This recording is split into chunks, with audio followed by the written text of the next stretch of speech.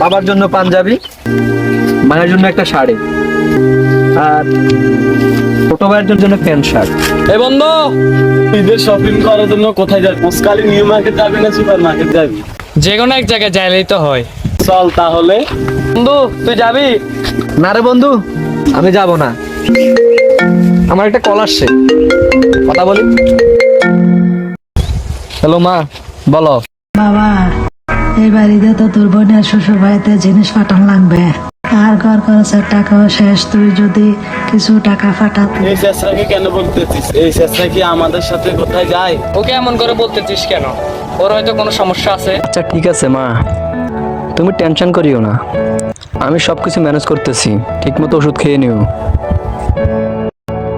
বন্ধু তুই কি সত্যি যাবি না? না রে বন্ধু, আমার একটা টিউশন আছে, টিউশন পড়াইতে হবে। আমাদের মতো মধ্যবিত্তদের জীবনটাই এমনই হয়, আমাদের স্বাদ থাকে, কখনো সাধ্য থাকে না। পরিস্থিতির কাছে আমরা সবসময় হেরে যাই। আমাদের জীবনটাই এমনই। কি জন্য ডাকছিস আমাকে? ধর, এনে রাখ, এটা তোর জন্য। না রে বন্ধু, তুই আমার সাথে মজা কেন করতেছিস? এটা কার জন্য বলছ না? আরে রাখোস না, রাখ। না সত্যি করে বলছ না, কার জন্য? এটা তোর জন্য, এটা আমার থেকে ছোট্ট একটা উপহার। এটা আমি সত্যি তোর জন্য আনছি। ওই সময় আমি তোর সব কথা শুনছি এবং দেখছিও।